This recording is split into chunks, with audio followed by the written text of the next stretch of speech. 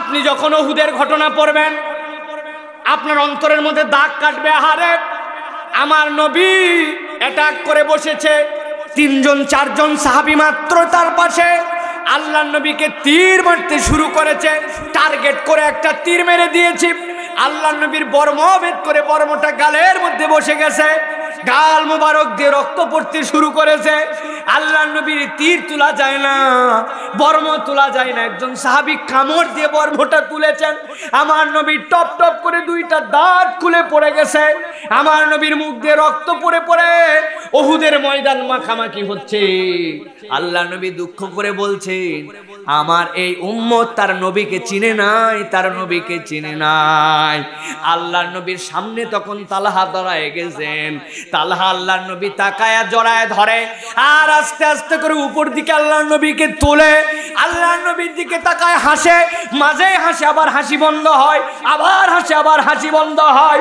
হযরত তালহার পিঠের দিকে তাকায় দেখা গেছে পরে পিঠের মধ্যে 19টা তীর, কেউ বলেছেন আরো বেশি তীর। তালহা, তীর লাগে আর তুমি হাসো কেন? বলে আমার মুখটা তো নবীর দিকে আর আমার পিঠটা তো নবীর জন্য ঢাল, আমি নবীর দিকে তাকায় তীর ঢুকলে যদি একটু ইশ করি, একটু মুখটা ভার করি, আমার নবীর কলিজার মধ্যে তো কষ্ট লাগবে, এই জন্য তীর আমার পিঠে লাগে আর আমি নবীকে খুশি রাখার জন্য হাসি। আবু দুজানা মাথার মধ্যে লাল কাপড় বেঁধে ফেলছে, মাথার মধ্যে লাল কাপড় বাঁধার পরে আল্লাহর নবীর মাস্তান সাহাবী, আল্লাহর নবীর দাপটওয়ালা সাহাবী কাফের মুশরিকদের মধ্যে থেকে এমন ভাবে হাঁটতেছে, এমন কুচ খাওয়াজ করে বুক ফুলায় ফুলায় আল্লাহর নবী দূর থেকে দেখতেছেন আর হাসতেছেন আর বলতেছেন, আমার আবু দুজানা এখন যেরকম করে হাঁটে এই হাঁটা আল্লাহ পছন্দ করেন না, কোন ইমানদারের এরকম হাঁটা পছন্দ করেন না। তবে আমার আবু দুজানা এখন লাল মাথার মধ্যে যে কাপড়টা বেঁধেছে আর কাফের মুশরিকদের মধ্যে ইসলামের পতাকা সমুদ্দিন করার জন্য মুহাম্মদ সাল্লাল্লাহু সোলজার হিসাবে দাপট দেখানোর জন্য যেভাবে হাঁটতেছে, এই হাঁটাটা আমার আল্লাহ পছন্দ করে। আল্লাহু আকবার। আল্লাহ নবীর এই ইতিহাসগুলো যখন পড়বেন কলিজার মধ্যে নবীর জন্য ভালোবাসা জাগবে। আবু দুজানাকে দেখতে পাই না, কিন্তু কিভাবে যেন তিনি হাঁটতেছেন, কি ভাব নিয়ে হাঁটতেছেন। আল্লাহ নবী বললেন, কে আসো, কে আসো, এই তলোয়ারটার হক আদায় করতে পারবে, কে আসো? ইয়া রাসূলুল্লাহ, আমারে দেন না, হবে না, আমারে দেন না, হবে না, আমারে দেন না, হবে না। আল্লাহর নবীর কাছে আবু দুজানা এসে বলেন, ইয়া রাসূলুল্লাহ, ওয়াল্লাহি তলোয়ার দিয়া দেখেন, হক আদায় করে দিব। সুবহানাল্লাহ। আল্লাহ নবী তলোয়ার দিয়েছেন। আবু দুজানা একজন লোক পুরা বর্ম পরে আছে, উপর দিয়ে লোহার পোশাক পরা, উপর থেকে নিচ পর্যন্ত শিরস্ত্রাণ লাগানো, ওই লোহার মধ্যে তীর ঢুকবে না, তলোয়ার ঢুকবে না। আবু দুজানা আল্লাহ নবীর তলোয়ার হাতে নিয়ে নবীর দিকে দুশমন যখন আঘাতে শুরু করেছে, আল্লাহু আকবার বলে হুঙ্কার দিয়ে এক কোপ দিয়েছে। ইতিহাস সাক্ষ্য দিচ্ছে তার কোপের ভার এমন ছিল, ওই কোপের ভারে লোহার বর্ম শিরস্ত্রাণ, ওই লোহার সকল প্রোটেকশন ভেদ করে ব্লেডের মতো কেটে পার হয়ে গেছে। আল্লাহ নবীর জীবনী পড়বেন, মনের মধ্যে আনন্দ শুরু হয়ে যাবে, মনে হবে উহুদের দৃশ্য শেষ হয়ে গেল। আমার নবী ডাক দিয়ে বলছেন, ও আমার সাহাবীরা, খবর নিয়ে দেখো তো আমার সেই ল্যাংড়া সাহাবীটা কোথায়। আল্লাহ নবীর একজন সাহাবী, এক পাতার কাটা সাহাবী এসে বলছে, ইয়া রাসূলুল্লাহ, আমি যুদ্ধে যেতে চাই। 3টা ছেলে টপ করে দাঁড়ায়। আল্লাহ নবীর সাহাবী যুদ্ধ করতে করতে শহীদ হয়ে গেছেন। আল্লাহ নবী খবর নিতে পাঠাইছেন, দেখো তো আমার এই সাহাবীটা কোথায়। ইয়া রাসূলুল্লাহ, শহীদ। সে একাই শহীদ হয় নাই, দুনিয়ার বুকে তার একজন দোস্ত ছিল, তার নাম আব্দুল্লাহ। ওই আব্দুল্লাহ তো তার জন্য পাশে পাশে যুদ্ধ করেছে, বন্ধু যেন বিপদে না পড়ে, 2জনই শহীদ হয়ে গেছে। আল্লাহ নবী ডেকে নিয়ে আসছেন, খবর দাও, 2 দোস্তকে এক জায়গায় দাও। জিজ্ঞাসা করছেন, ও ছেলেরা, তোমার আব্বার কোরআন কদ্দুর মুখস্থ ছিল এই পর্যন্ত? আর যার বন্ধু শহীদ হয়েছে, তোমার আব্বার কোরআন কদ্দুর মুখস্থ ছিল এই পর্যন্ত? আল্লাহ নবী বললেন, তোমার কোরআন বেশি, তোমারে উপরে রাখা হবে আর তারে নিচে দাও, কিন্তু 2 দোস্তরে এক কবরে শুয়ায়া দাও। আল্লাহ নবী কবর দেওয়ার জন্য শেষ পর্যন্ত আমিরে হামদার কাছে চলে আসলেন। আসার পরে 2টা রেওয়ায়াত, 2 জন সাহাবীর ব্যাপারে বলা হয়েছে, পুরা সবাইকে কবরস্থ করা হয়ে গেছে। আল্লাহ নবী বললেন তার জন্য কি কাফনের ব্যবস্থা? বলে ইয়া রাসূলুল্লাহ, এক খণ্ড কেবল কালো চাদর আছে ইয়া রাসূলুল্লাহ, দাও তারে ঢাকায়া দাও। যেই না ঢাকায় দিচ্ছেন আল্লাহ নবী, যেই না মুখ ঢাকায় দেওয়া হয় মাথা পর্যন্ত পায়ের দিকটা বেরিয়ে যায়, আবার যেই না পা ঢাকায় সাথে সাথে মুখটা বেরিয়ে যায়। আল্লাহ নবী দর দর করে কাঁদেন, আল্লাহ নবীর চোখ ফেটে পানি আসছে। ইতিহাস সাক্ষ্য দিচ্ছে, পরে দেখবেন আর রাহিকের মধ্যে এসেছে আল্লাহ নবী উহুদের দিনে যেরকম হাউমাউ করে কেঁদেছেন আর কোনদিন আল্লাহ নবী এরকম কাঁদেন নাই। আল্লাহ নবী বললেন ইজরিক, ওইখান থেকে ছোট ছোট সবুজ ঘাস আছে এরকম লম্বা হয়, নিয়ে আসো। নিয়ে আসার পরে আমার সাহাবীর পায়ের দিকটা ঢাকায় দাও। আল্লাহ নবীর পায়ের দিকটা সাহাবীদেরকে ঢাকায় দিয়ে কবর দেওয়া হলো। ইসলামের এই সুমহান ইতিহাস আপনি জানেন না, আপনি কি ছাতার মাথার উপন্যাস পড়ে শেষ করলেন? নবীজির জীবনী একদিন পড়লেন না, অন্তরের মধ্যে একদিন আকর্ষণ হলো না, আপনার বাচ্চার হাতে একটা ইতিহাস, একটা এরকম গ্রন্থ পর্যন্ত তুলে দিলেন না। আপনার বাড়িতে কত বই পাওয়া যায়, কত উপন্যাস পাওয়া যায়, মুসলমানের টেবিলে নবীজির জীবনী পাইলে ব্যাকডেটেড মনে হয়। প্রিয় মুসলমান, এই জন্য অনুরোধ দিচ্ছে আপনাদের কাছে, আমার প্রিয় যুবকেরা, তোমরা শপথ করো আগামী 6 মাস টার্গেট, তোমরা নবীর জীবনী একটা পড়ে শেষ করবে। একজন যুবক যদি প্রতিশ্রুতি দিতে পারো আল্লাহকে সাক্ষী রেখে যে ইনশাআল্লাহ হুজুর আমি নিয়ত করলাম, দেখি পড়তো না সাহস, মানে আপনার যদি আস্থা না থাকে বলেন না, তাহলে রাজি আছেন ইনশাআল্লাহ? আল্লাহ নবীর একটা জীবনী কিনবো, আল্লাহ নবীর সাথে রাত কাটানোর নিয়তে। আজকে রাত্রে আল্লাহ নবীর সাথে কেমন করে কেটেছিল পড়েন, আপনি দেখেন আপনি কি আনন্দ পাবেন। আর রাহিকুল মাকতুমটা পড়েন, সবচেয়ে আনন্দ দিবে আপনাকে, আপনার অন্তরে ফিলিং দিবে। একবার পুরা জীবনী পড়ে দেখেন, নবীজির প্রতি আপনার মহব্বত ডবল হয়ে যাবে। সুবহানাল্লাহ। পৃথিবীতে আর একজন মানুষ নাই, একজন মানুষ আসেন নাই, একজন মানুষ আসবেন না যার, এই যে আমি এরকম করলাম না, নবীজি তার জীবনে কয়বার বাঁকা হয়েছেন, কথা বলার সময় কোন দাঁতটা বেরোইছিল, নড়াচড়ার সময় কোন নখটা তুলেছিলেন, হাঁটার সময় কয়টা ধাপ ফেলছিলেন, উঠার সময় কিভাবে উঠছিলেন।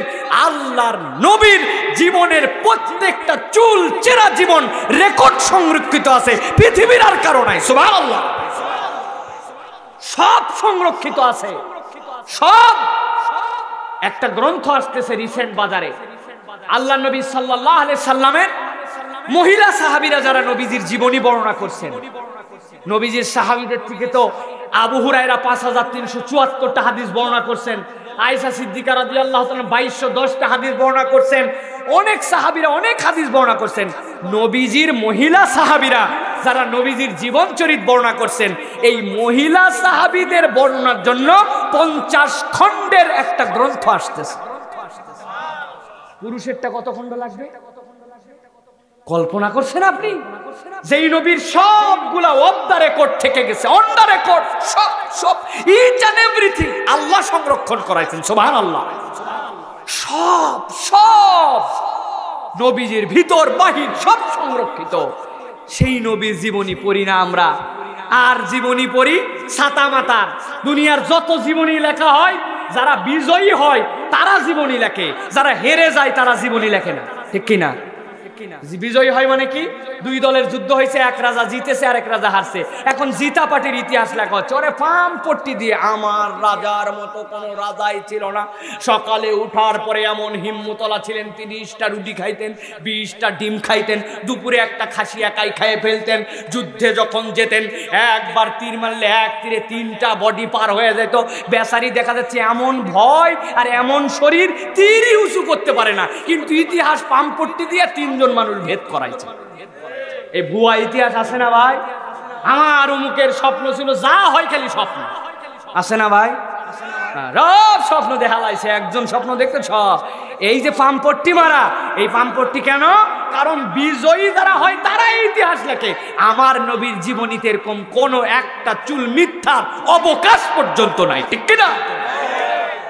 অবকাশ পর্যন্ত নাই। আসমাউর রিজাল একটা শাস্ত্রের নাম, আসমাউর রিজাল, যারা নবীজির জীবনীকার বর্ণনা করেছেন তাদের জীবনী লেখার জন্য 40,000 পৃষ্ঠার ভলিউম আছে। কারা কারা নবীজির জীবনী লিখছেন ওই জীবনীকারদের জীবনী লিখতে 40,000 পৃষ্ঠা লাগছে। আসমাউর রিজাল বুঝেন নাই না? একটু বলি। আমি সাইফুল্লাহ দাওয়াত করার জন্য গেছে সাইফুল ভাই, সাইফুল ভাইকে পাঠাইছে হচ্ছে নাজমুল ভাই, নাজমুল ভাইকে বলে দিছে এলাকার সভাপতি সাহেব সাইফুল্লাহরে যায় দাওয়াত দিবে। ওই সভাপতি সাহেব বলছে নাজমুল ভাই রে, নাজমুল ভাই বলছে সাইফুল ভাই রে, সাইফুল ভাই আমারে যায় বলছে। আমি বলছি ঠিক আছে আপনাদের ওখানে যাব, তবে 8:30টার সময় পৌঁছাবো। 8:30টার সময় পৌঁছানোর পরে 9টায় উঠবো, 10:30টায় আলোচনা শেষ করব।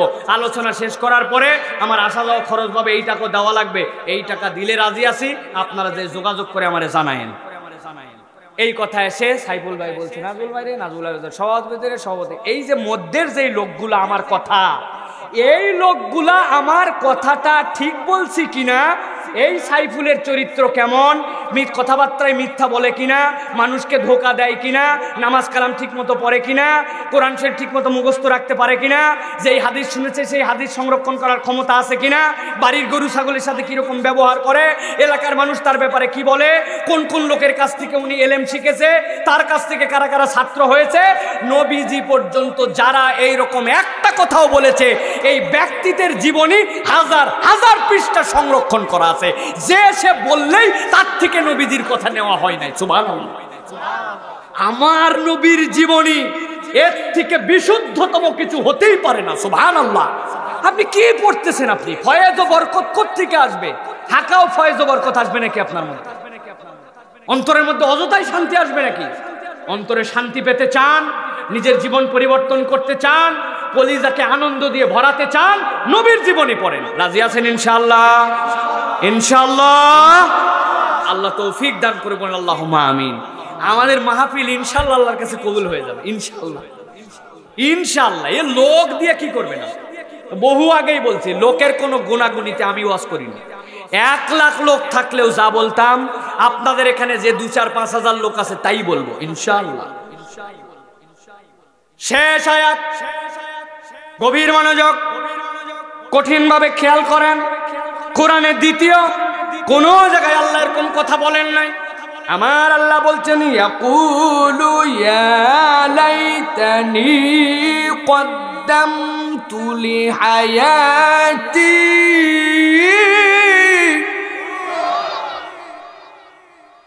ফায়াউমাইযিল লা ইউআযিবু আযাবাহু আহাদু ওয়া লা ইউসিকু ওয়াসাকাহু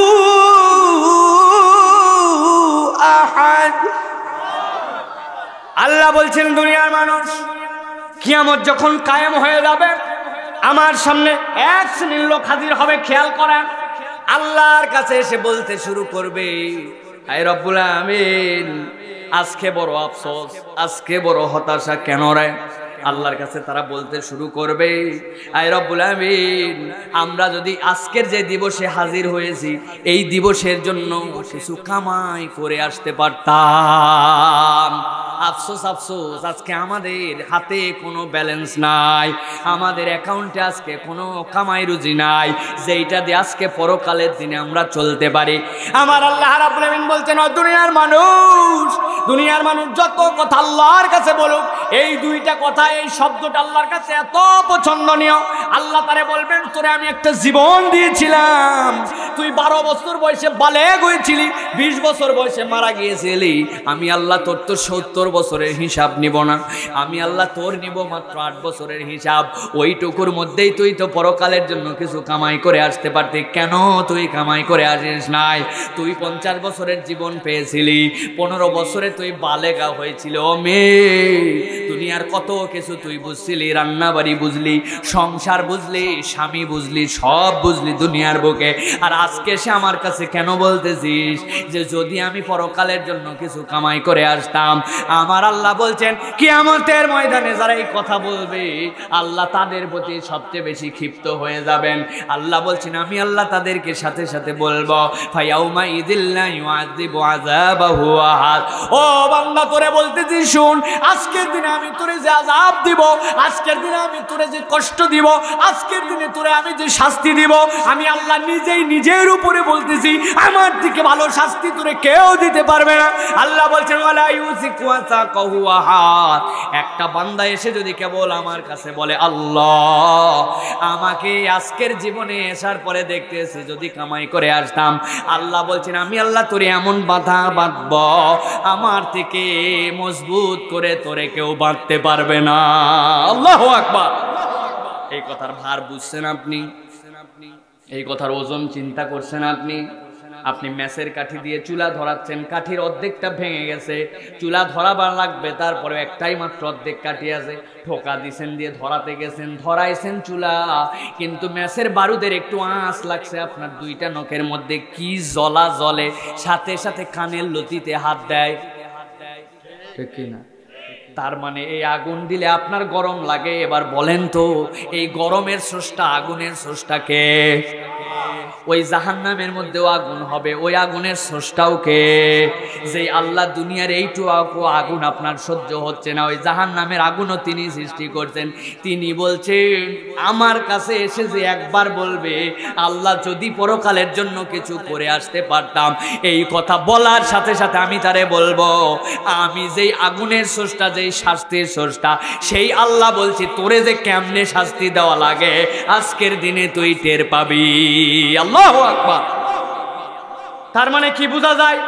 তার মানে বোঝা যায় দুনিয়ার বুকে চলতে যেরকম আপনার আমার অ্যাকাউন্টে ব্যালেন্স লাগে দুনিয়ার বুকে চলার জন্য, কেনার জন্য, বাজার হাট করার জন্য, বাড়ি বানানোর জন্য আপনার যেরকম দুনিয়ার বুকে টাকা লাগে, পরকালে চলার জন্য আপনার অ্যাকাউন্টে কতগুলা ব্যালেন্স লাগবে। দুনিয়ার ব্যালেন্সের নাম টাকা, ডলার, রিয়াল, পাউন্ড, কিন্তু পরকালের অ্যাকাউন্টের ব্যালেন্সের নাম হচ্ছে সওয়াব। কি নাম? জোরে বলেন কি নাম? তাহলে এই সওয়াব কামাই করে যেতে হবে, ঠিক কিনা? নচেত কিন্তু ধরা খাওয়া লাগতে পারে। আমি তো মজা করে উদাহরণ দেই, দুনিয়ার বুকেও যদি আপনার অ্যাকাউন্টে ব্যালেন্স না থাকে, দুনিয়ার বুকে অনেক সময় আপনারে ধরা খাওয়া লাগে, লাগে না? আগে ব্যাংকে টাকা তুলতে যেতে হতো, টাকা জমা দিতেও যাওয়া লাগতো। এখন আধুনিক ব্যাংকিং সিস্টেম আসার পরে টাকা ব্যাংকে জমা দিতে যাওয়া লাগলো, তুলতে আর যাওয়া লাগে না বললেই চলে, ঠিক কিনা? কোথায় যেতে হয় টাকা তুলতে? চলে যেতে হয় জিয়ারকান্দি বাজারে, অথবা আপনাদের এই সামনের মুরাদনগরে নাকি গৌরীপুর বাজারে চলে যাবেন। পকেটের মধ্যে সকলের এটিএম কার্ড, কাঁচের ঘর, বুথের মধ্যে ঢুকে যাবেন, টাকা, ঠিক না? বুথের মধ্যে ঢুকছে, অ্যাকাউন্ট চেক করে দেখছে কত আছে, 2500, বুথে ঢুকে কার্ড ঢুকাই দিছে, সাথে সাথে মেশিনে লেখা উঠছে ইনসার্ট ইউর পাসওয়ার্ড, সাথে সাথে 4 ডিজিটের পাসওয়ার্ড চেপেছে, ইনসার্ট ইউর ডিজায়ার অ্যামাউন্ট, সাথে সাথে ডিজায়ার অ্যামাউন্টের জায়গায় চিন্তা করছে আছে 2500 তুলতে পারবো 2300, দেখি না বিসমিল্লাহ বলে কি হয়, এটা চান্স নেই, 5000 কত দিছে? যেই না 5000 দিছে, মেশিনের মধ্যে লেখা উঠছে you insert the wrong amount, please insert the correct amount, you have not sufficient balance. এরপরে খাটাস করে কার্ড বের করে দিয়ে, কার্ড যে বের হয়েছে এটা স্মরণ করার জন্য কার্ডটা হাতে নিয়ে নিছে, নিয়ে বলছে আল্লাহ এইবার বাড়াই নাই তাই কি, সূরা ফাতিহা পড়ছে একবার, সূরা ইখলাস 3 বার, দরুদ শরীফ একবার পরে মেশিনে ফু দিছে, দিয়া আবার কার্ড ঢুকাইছে, ইনসার্ট ইউর পাসওয়ার্ড, পাসওয়ার্ড দিছে, ইনসার্ট ইউর ডিজায়ার অ্যামাউন্ট, নিয়ত করছে আল্লাহ এবার যদি বাড়াই, আমাদের এতিমখানায় 1000, মসজিদে 1000, আর জিয়ারকান্দির মাহফিলে 1000, আমার খালি 3000, এই বলে টাপ দিছে 6000। আগের বার তাও কার্ড বেরোইছিল। আধুনিক ব্যাংকিং সিস্টেমে আপনি বারবার ভুল করবেন, ও বুঝবে যে এই লোক নিশ্চয় আসল লোক নয়, ধান্দাবাজি করার চেষ্টা করছে। মেশিনে লেখা উঠে গেছে, আপনার কার্ডটি ফেরত দেওয়া সম্ভব হচ্ছে না, স্থানীয় ব্যাংকে যে আপনার কার্ড উত্তোলন করার চেষ্টা করুন, ঠিক না? আমার আল্লাহ রাব্বুল আমিন বলছেন ইয়াকুলু ইয়া লাইতানি কদ্দামতু লিহায়াতি, রাব্বুল আমিন যদি তোমার জন্য কিছু করে আসতে পারতাম। আমার আল্লাহ বলছেন এখন আমি আল্লাহদের সময় দিয়েছিলাম, কি করেছিলি? ঢুঢামি করে সময় পার করছিলি। আজান হয়ে গেছিল, মসজিদে যাস নাই, মোবাইল চাপাচাপি করছিলি। আমার আল্লাহ বলেছিলেন বারবার কোরআনের পক্ষে থাক, কোরআনের পক্ষে থাকিস নাই। এলাকায় মাস্তানি করছিস, তোর প্যান্টের কাট, তোর জামার ছাট, তোর চুলের স্টাইল দেখে এলাকার একটা মানুষ তোরে মুসলিম যুবক বলে নাই, বখাটে বখাটে বলছে। মোবাইল ছিল হারাম দেখছে রে, ইচ্ছা মতো যত অপরাধ অপকর্ম সব করছিলি। তোর সামনে দিয়ে একটা মহিলাও বাদ যাইতো না। মহিলাকে তাকানোর পরে খারাপ কল্পনা করতি, চিন্তা করতি, টিজ করতি। তোর আচরণগুলা এত খারাপ করে পার করে অ্যাকাউন্টে আজকে কোনো কামাই নিয়ে আসতে পারো নাই। আর আজকে এসে আল্লাহর কাছে বলছে আল্লাহ যদি আমি পরকালের জন্য কিছু করে আসতাম। আল্লাহ এই কথা বলা বান্দাকে বলবেন ফায়াউমা ইদিল্লা ইউআযিবু আযাবাহু আহাদ, আজকে আমি আল্লাহ তোরে এমন শাস্তি দেওয়া দেব ওয়ালা ইউসিকু সাকাহু আহাদ, আর আমি আল্লাহ তোরে এমন বাধা বাঁধবো, এমন বাধা, এমন শাস্তি তুই কখনো কল্পনা করিস নাই। আল্লাহু আকবার। তাহলে আল্লাহ রাব্বুল আমিনের এই শাস্তিকে ভয় করে আমাদের পরকালের জীবনের জন্য অ্যাকাউন্টে কিছু ব্যালেন্স পাঠানো লাগবে কিনা ভাই? লাগবে কিনা? কবে থেকে? আল্লাহ চাহে তো আজকে কি বার? শনিবার, আগামী শুক্রবার থেকে ইনশাআল্লাহ, না ভাই? সামনে রোজার থেকেই নামাজ ধরে ফেলবো ইনশাআল্লাহ। আরে কেবলমাত্র 30-35 বছর বয়স, আল্লাহ দিলে 50 বছর বয়সে হজ কইরা এমন পাক্কা মুসল্লি হব, তাই না ভাই? আমাদের তো চলাফেরার ধরনই তো তাই। কালকের থেকে, শুক্রবার থেকে, আগামী দিন থেকে, সামনে রমজান থেকে, ঈদ আসার থেকে, মেয়ে বিয়ে দেওয়ার পরের থেকে, এই তো থেকের মধ্যে আছে খালি, ঠিক কিনা? এখন থেকে, আজকে থেকে, এখন থেকে, ঠিক কিনা? রাজি ইনশাআল্লাহ। আল্লাহ আমাদেরকে কবুল করুন, আল্লাহুম্মা আমিন।